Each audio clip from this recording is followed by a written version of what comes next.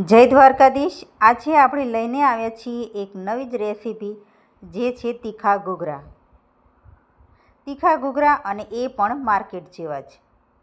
તો ચલો આજે આપણે ટ્રાય કરીશું ઘૂઘરાનો। એમાં 3 જાતની ચટણી પણ એડ કરી છે। એક છે ગળી ચટણી, તીખી ચટણી અને યલો ચટણી। તો એના માટે ઘૂઘરા બનાવવા માટે પહેલાં તો આપણે એક બાઉલ સૌથી પહેલાં આપણે એક બાઉલમાં 2 મોટી ચમચી જેટલો મેંદાનો લોટ અને સ્વાદ મુજબ મીઠું એડ કરીશું અને એને મોણ નાખવા માટે 2 ચમચી તેલ નાખીશું। આવી રીતે તેલ નાખીને એને હલાવી દેવાનું છે અને જોઈ જોવાનું છે કે મુઠ્ઠીમાં આવી રીતે ભેગું થઈ જવું જોઈએ। પછી મેં મોટો 1 કપ જેટલું પાણી લીધું છે અને એ પણ જરૂર મુજબ એડ કરવાનું છે અને લોટ એકદમ નરમ પણ ન થવું જોઈએ અને એકદમ કઠણ પણ ન થવું જોઈએ, એવી રીતના એને મસળવાનો છે। આવી રીતે લોટ સરસ નરમ અને મુલાયમ બની ગયો છે। હવે આપણે એની અંદર નાખવા માટે જુઓ, પહેલાં તો જે 1 કપ પાણી લીધું હતું ને એના કરતાં પણ ઓછું પાણી ગયું છે। થોડો પાણીવાળો હાથ કરીને આપણે ફરીથી આને મસળી લઈશું અને એને રેસ્ટ કરવા માટે મૂકી દઈશું। હવે મેં એક બાઉલમાં પહેલેથી જ મોટા 5 બટેકા બાફીને રાખી રાખેલા હતા, એને હવે આપણે આવી રીતે ચમચી વડે ક્રશ કરી લઈશું।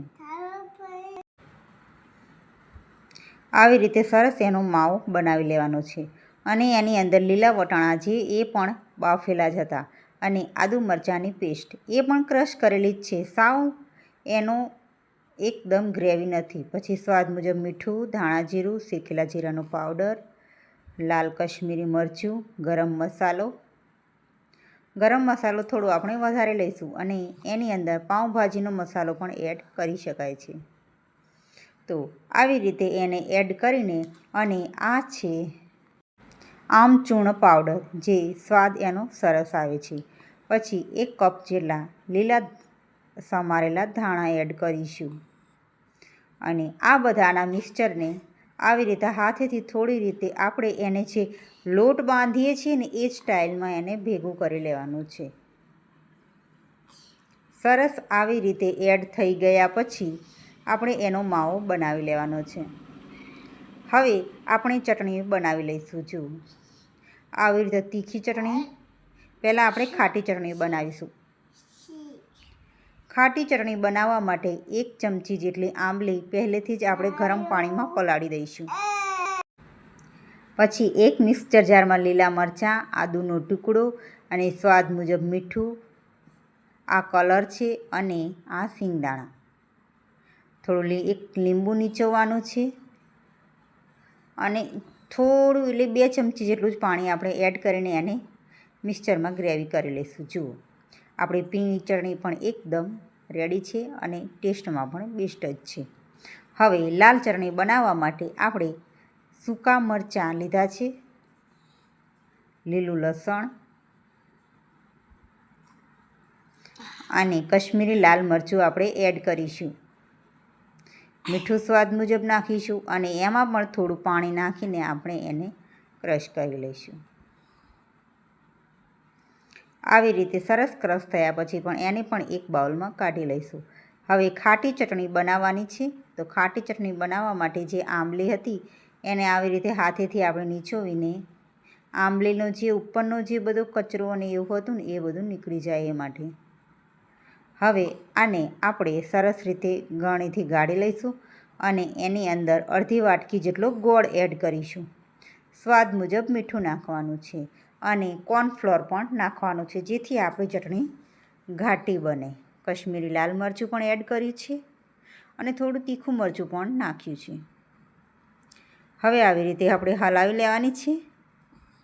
આપણે હવે ગેસ સ્ટવ ચાલુ કરીશું અને એની ઉપર થોડી વારે આપણે ચટણી ઘાટી થાય એ માટે એને ગરમ કરવાની છે।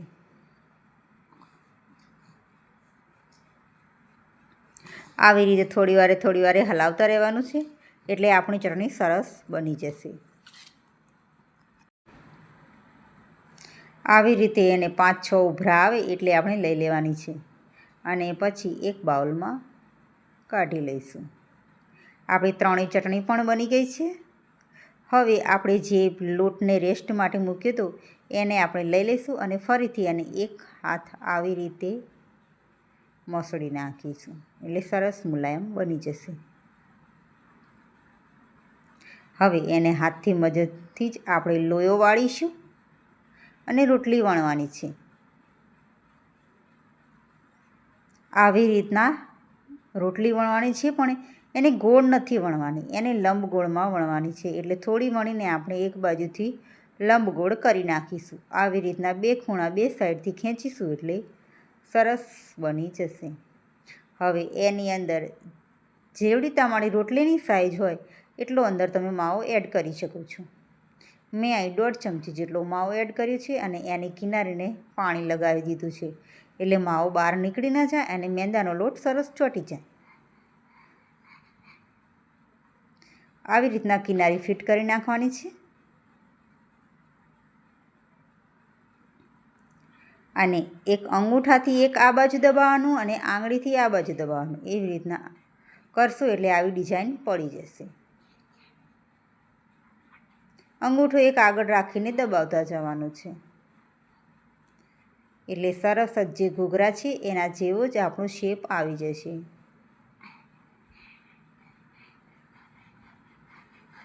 જુઓ, આવી રીતે કરીશું એટલે આવી રહેશે. એક બાજુ આપણે કડાઈમાં તેલ ગરમ થવા મૂક્યું છે.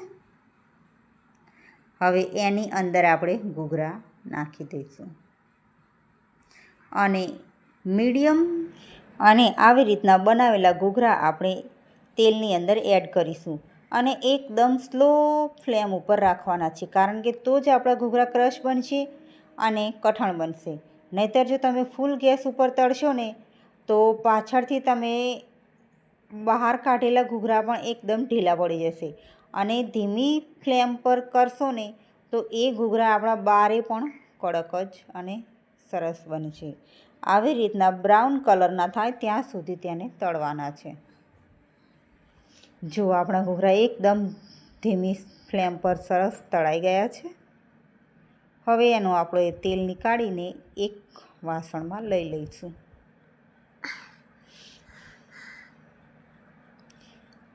જુઓ, આવી રીતના સરસ ક્રશ ઘૂઘરા બન્યા છે.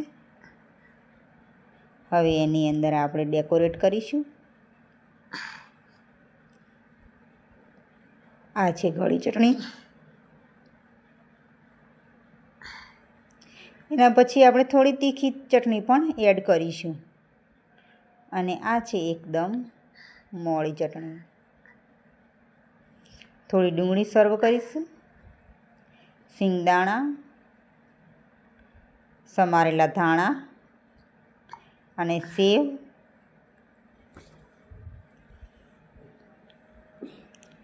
સરસ આપણા બજાર જેવા ઘૂઘરા બની ગયા છે. તો વિડીયો ગમે તો લાઈક, શેર અને સબસ્ક્રાઈબ